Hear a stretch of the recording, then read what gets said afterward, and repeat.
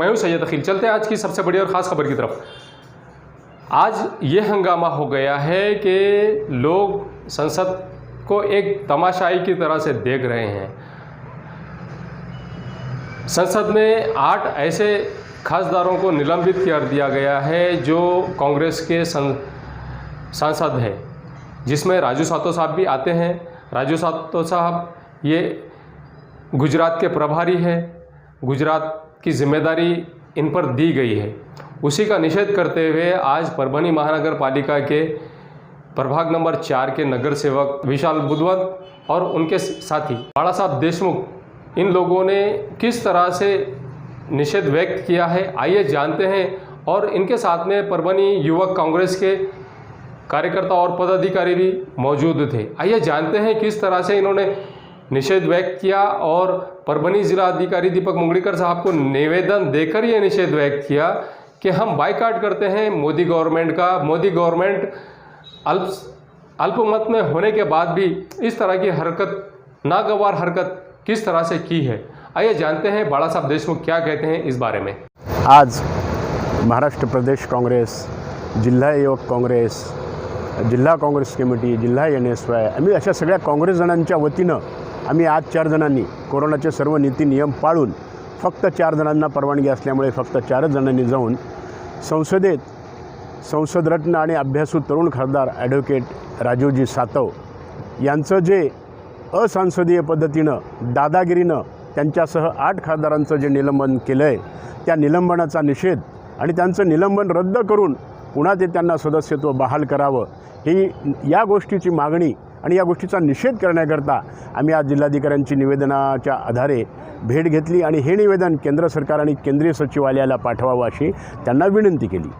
प्रामुख्यानं राज्यसभेमध्ये ह्या BJP गव्हर्नमेंटचं बहुमत नाही आहे आणि बहुमत नसल्यामुळं हे आवाजी मतदानानं गोंधळ घालून असंसदीय पद्धतीनं भाजप सरकारनं हे विधेयक मंजूर करण्याचा प्रयत्न केला आहे आणि हे बहुमत नसल्यामुळं त्यांनी 8 खासदारांचं निलंबित केलं आहे। अशा प्रकारे संसदेच्या इतिहासाला आणि पद्धतीला काळीमा फासणारा हा निर्णय आहे, याचा आम्ही निषेध करतो। आणि हे सरकार अशा प्रकारे जर हुकुमशाहीने वागणारं सरकार असेल तर देशाचं काही खरं नाही असं आम्हाला वाटतंय।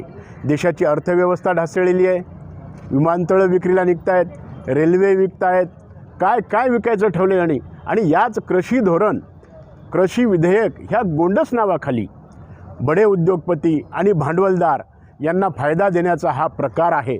फक्त नाव दिलं कृषी विधेयक, शेतकऱ्यांना, शेतीची अर्थव्यवस्थेला मातीमोल करणारं, मातीत मिसळणारं असं हे विधेयक आहे। पर्यायाने फक्त शेतीलाच नाही, शेतकऱ्यालाच नाही तर देशाला देशधोडीला लावणारं हे कृषी विधेयक आहे।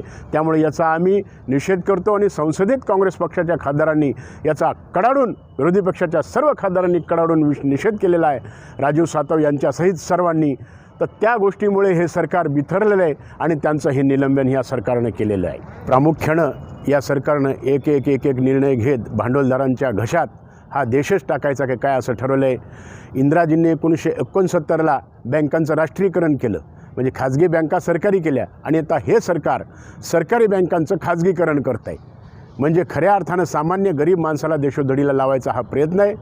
त्यामुळे आज आम्ही माजी नगराध्यक्ष आणि काँग्रेसचे निष्ठावंत नेते बंडू पासलिंगजी, जिल्हा काँग्रेस कमिटीचे सचिव आणि सभापती सन्माननीय विशालजी बुधवंत, जिल्हा युवक काँग्रेसचे अध्यक्ष सन्माननीय प्रणित खजेजी आणि मी महाराष्ट्र काँग्रेस प्रदेश काँग्रेसचा प्रतिनिधी या नात्यानं आम्ही सर्वांनी मिळून आज माननीय जिल्हाधिकाऱ्यांची भेट घेतली आणि या संदर्भात केंद्र सरकारचा खडबडून जागा करण्याचं काम आम्ही निश्चितपणाने करणार आहोत। एवढ्यावर जर हे सरकार जागा झालं नाही तर रस्त्यावर उतरून प्रखर आंदोलन ह्या भाजप सरकारच्या विरोधात आम्ही करणार आहोत। अगर आपके पास, आपके पड़ोस में किसी को मुड़व्याध है, बगंदर है, नासूर है तो आप फिक्र ना करें, डॉक्टर राव से कांटेक्ट करें।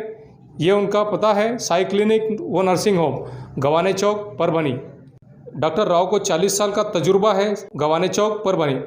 Mobile number 9890090925, second number 9420621924। Parbhani के जिलाधिकारी दीपक मुंगड़ीकर साहब ने क्या कहा है जनता कर्फ्यू को लेकर, और जनता ने क्या कहा है परभणी के जिलाधिकारी साहब से जनता कर्फ्यू को लेकर किस तरह से दुविधा में पड़ गई है जनता और व्यापारी क्या चाहते हैं परभनी के जिलाधिकारी दीपक मुंगलीकर साहब से आइए जानते हैं ये बात कि क्या कहना है परभनी के व्यापारियों का और जनता का। जनता कर्फ्यू को लेकर परभनी शहर में जनता कर्फ्यू लगाया जाए या ना लगाया जाए, ये एक संभ्रम हो बैठा है। अधिकारी दीपक मुंगलीकर साहब ये चाह रहे हैं कि व्यापारी आए और ये बात कहें कि किस तरह से जनता कर्फ्यू लगाया जाए और कोरोना ग्रस्त होने से लोगों को बचाया जाए, लेकिन इसके उलट परभनी के व्यापारी किस तरह से सोच रहे हैं कि किस तरह से हम कोरोना ग्रस्त होने से लोगों को भी बचाएं और ख़ुद भी किस तरह से कोरोना ग्रस्त होने से बचे, ये किस तरह से किस अंदाज में कह रहे हैं यहाँ की जनता। आइए सुनते हैं उन्हीं की ज़बानी। मैं सैयद अखिल, आप देख रहे हैं मेरे साथ परभनी आज तक। आज हम उन व्यापारियों के पास में आए हैं, ऐसे व्यापारियों के पास में आए हैं जो लोग परभनी शहर में, परभनी ज़िले में जनता कर्फ्यू लगाने से परभनी शहर में जनता कर्फ्यू लगाने से सहमत है या नहीं है, ये जानना चाहेंगे हम इन लोगों से, इन व्यापारियों से। आइए जानते हैं। कपड़ा व्यापारी है, इनकी दुकान में कपड़ा पूरा भरा हुआ नज़र आ रहा है। आप देख सकते हैं किस तरह से दुकान इनकी भरी हुई है, पूरा माल जैसा कि वैसा रखा हुआ नज़र आ रहा है। ये क्या चाहते हैं परभनी के ज़िला अधिकारी दीपक मुंगलीकर साहब ने परभनी शहर में जनता कर्फ्यू लगाना चाहिए या नहीं लगाना चाहिए, जानते हैं। हमारे साथ में इमरान भाई है। क्या कहते हैं इमरान भाई? अस्सलाम वालेकुम। परभनी में कुछ दिनों से एक अफवाह का बाजार भरा पड़ा है कि कलेक्टर साहब की ओर से परभनी में जनता कर्फ्यू लगाना चाहिए और बेचैनी भी बहुत है परभनी के आवाम में भी, व्यापारियों में भी। इस वजह से कारोबार एकदम ठप हो चुके हैं। परभनी के कारोबार वो नहीं रहे जो पहले थे। वैसे भी परभनी में कारोबार का हाल तो आप जानते हैं, लेकिन फिर भी हम कोशिश करके कारोबार को पटरी पे ला रहे थे। 6 महीने से हम परेशान हाल थे लॉकडाउन की वजह से, और खौफ इतना फैल चुका है ये लॉकडाउन इसका कोरोना का कि वैसे भी ग्राहक दुकान पे आने से कतरा रहा है। और अब फिर 6 महीने के बाद जैसे ही हम व्यापारी लोग कैसा भी करके पटरी पे आए, तो फिर से ये बात आ रही है कि जनता कर्फ्यू लगाया जाएगा, और जनता कर्फ्यू लगाने के बाद तो फिर हम और परेशान हो जाएंगे। आप हमारे दुकानों में देखें कि माल जैसा कि वैसा है और कस्टमर कुछ भी नहीं है। खौफ का ऐसा माहौल है कि कस्टमर आने से कतरा रहे हैं। इसी वजह से मेरा कलेक्टर साहब से निवेदन है कि ये कर्फ्यू ना लगाए। वैसे भी हम बहुत लॉस में चल रहे हैं, और वैसे भी सोशल डिस्टेंस का तो हम पहले से ही कर रहे। इसकी वजह से मैं ये निवेदन दूंगा आपको। और हमने सैनिटाइज़र ये सब रखे वाला है यहाँ पर कि कोई भी कस्टमर आए तो हम पहले इसका इस्तेमाल कर रहे, और मास्क का भी सबसे ज़्यादा वो कर रहे। और काउंटर भी हमने जो दुकान का पहले ऐसा था तो ऐसा लगा लिए कि अंदर कस्टमर ना आए बोल के। पूरी कोशिश हम हमारी तरफ से कर रहे हैं, और ये लॉकडाउन लगा के कोई मकसद नहीं आएगा और ज़्यादा नुकसान में रहेंगे। फिर से हम जाके वहाँ पर पहुँच जाएंगे। यही मेरा कहना है कलेक्टर साहब से कि लॉकडाउन ना लगाए, और अपनी अपनी ज़िम्मेदारी, दुकान वाले भी कस्टमर भी अपनी अपनी ज़िम्मेदारी से काम लें।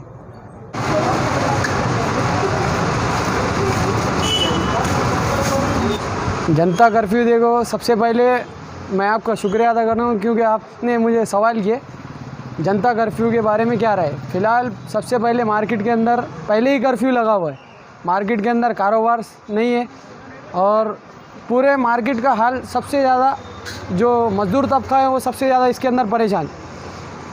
और जो कर्फ्यू का अफवाह चल रही है परभनी शहर के अंदर, परभनी शहर के अंदर जो एक आम अवाम के अंदर एक दहशत का माहौल है, जनता कर्फ्यू लगने वाला है ऐसा लोग एक दूसरे को अफवाह फैला रहे। मगर जनता कर्फ्यू जो है तो कलेक्टर साहब से मैं निवेदन करूंगा कि नहीं लगाना चाहिए। इसके अंदर सबसे ज़्यादा जो गरीब तबके के लोग हैं उनकी परेशानी हो रही है इसके अंदर, और इसके अंदर सबसे ज़्यादा जो मिडिल क्लास के लोग हैं वो परेशान है। बाकी जो बड़े लोग हैं उनकी तो गवर्नमेंट सर्वेंट वालों की नौकरी चालू है, और जो गरीब लोग हैं वो कहाँ जाएंगे, फिर सब बंद हो जाएगा।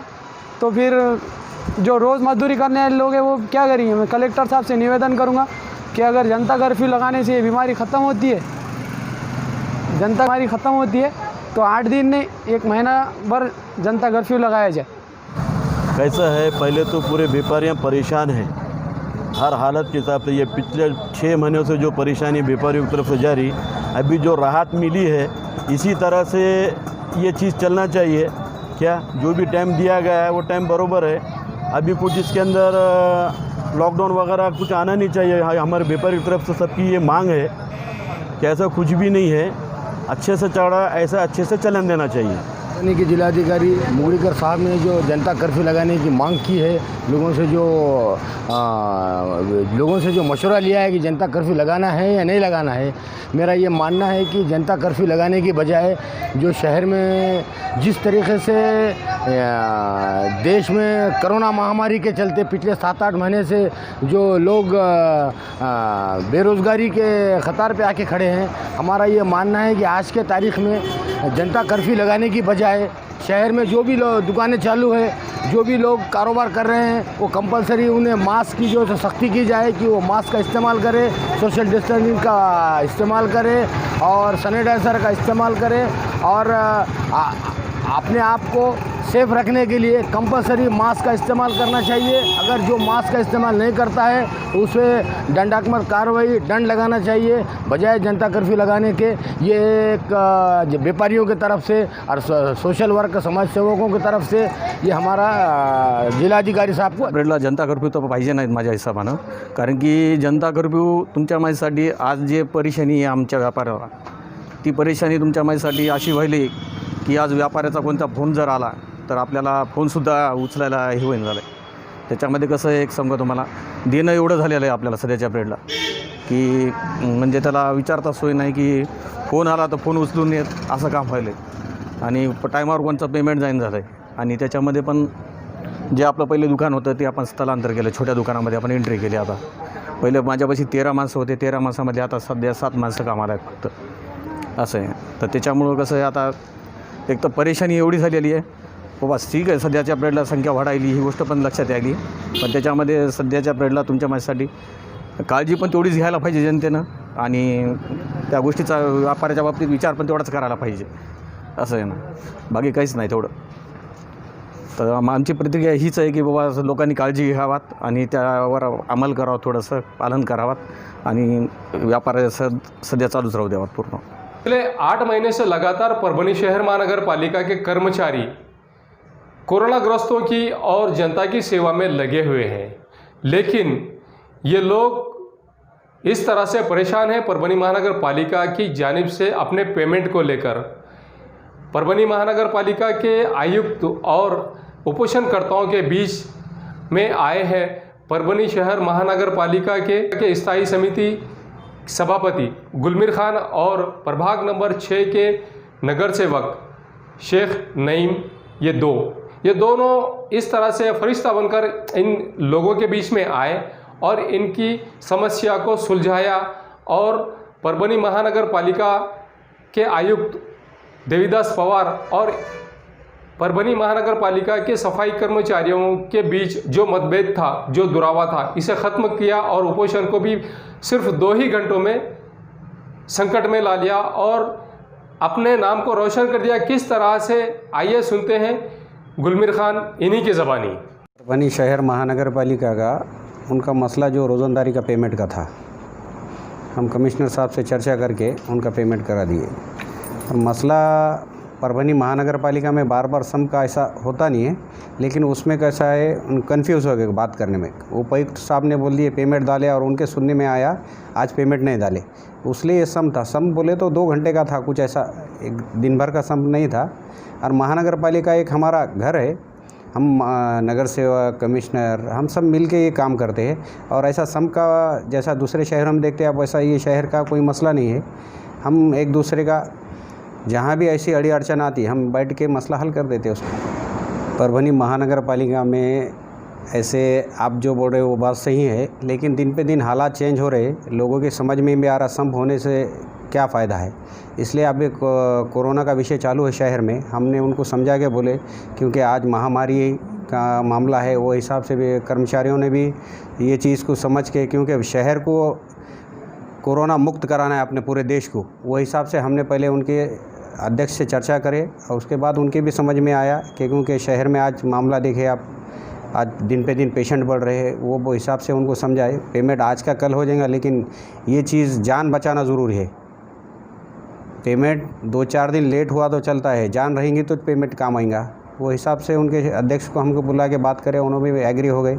और परभनी महानगर पालिका में हम एक दूसरे से राय मशवरे से काम करते। आप देखेंगे परभनी में आज साफ़ सफाई के मामले में देखें तो मुझे ऐसा लगता है कि आप अच्छा चल रहा है अभी परभनी महानगर पालिका। मैं परभनी के सभी शहरवासियों से गुजारिश करना चाहता हूं कि अपना घर, अपना परिवार, इसको कैसे हिफाजत कर सकते। शहर में अगर आपको मार्केट में जाना है तो जितनी चीज़ ज़रूरत की चीज़ें हैं उतना ही काम करना, बिना वजह शहर के बाहर निकलना नहीं चाहिए। जहाँ अपने को काम है, जैसा हॉस्पिटल का काम है या तरकारी लाना है, उतना ही काम करें। आज देखेंगे अपने शहर में मुझे नहीं लगता जब से 92 के कर्फ्यू में भी ये हालात नहीं थे। आज लोग एहतियात भी कर रहे हैं और बहुत अच्छे लोग आप देखेंगे बगैर मास्क के फिर रहे नहीं। मोटरसाइकिल पे भी चढ़ रहे तो सिंगल लोग चढ़ रहे, कार में चढ़ रहे तो 2 से ऊपर नहीं जा रहे। लोग भी कोऑपरेट कर रहे हैं। आप सबका काम है, सबके शहर का। अपन अगर सेफ्टी रहेंगे तो अपना परिवार सेफ रहेगा, परिवार सेफ रहेगा तो अपना शहर सेफ रहेगा, शहर सेफ रहेगा तो पूरा देश सेफ रहेगा अपना। तो ये कोरोना के वास्ते मैं फिर एक बार परभनी शहर के सभी लोगों से गुजारिश करता हूँ कि ख़ास तौर पे सोशल डिस्टेंस रखें। अगर किसी के घर में कोई प्रोग्राम है तो कम से कम लोगों में करें।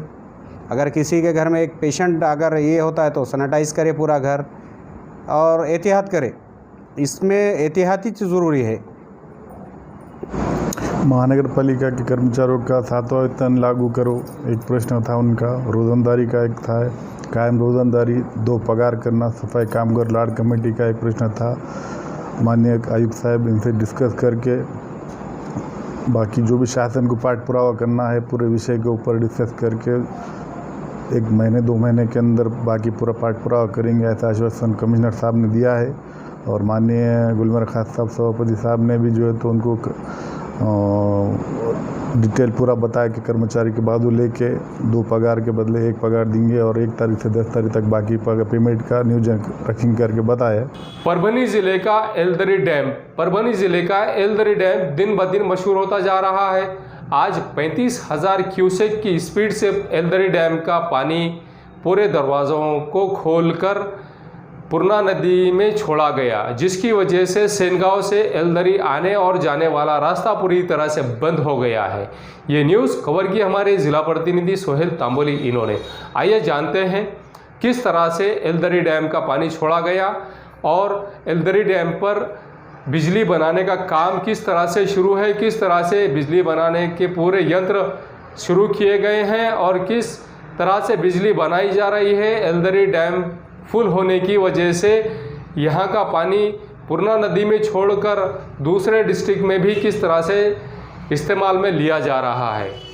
मैं हूँ सैयद अखिल, आप देखते रहिए मेरे साथ परभनी आज तक।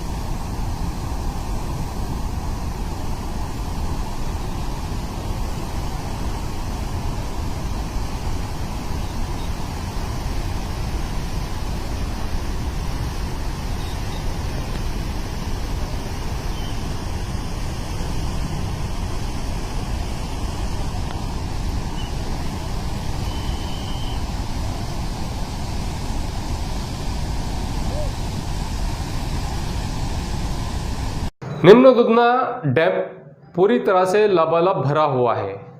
लबालब भरा होने की वजह से निम्न दुधना का भी पानी आज छोड़ा गया है। जिस तरह से पानी छोड़ा गया है, लोग नज़ारागारी कर रहे हैं, किस तरह से लोग देखते हुए खड़े हैं, किस तरह से डैम के आसपास लोग देख रहे हैं कि पानी किस तरह से छोड़ा गया है। लोग लुत्फ लेते नज़र आ रहे हैं। ये न्यूज़ कवर की है हमारे जिला प्रतिनिधि सोहेल तांबोली इन्होंने। मैं हूं सैयद अखिल, आप देखते रहिए मेरे साथ परभनी आज तक। आप हमारे चैनल को सब्सक्राइब करें, सब्सक्राइब करने के बाद बेल आइकन का बटन ज़रूर दबाएं।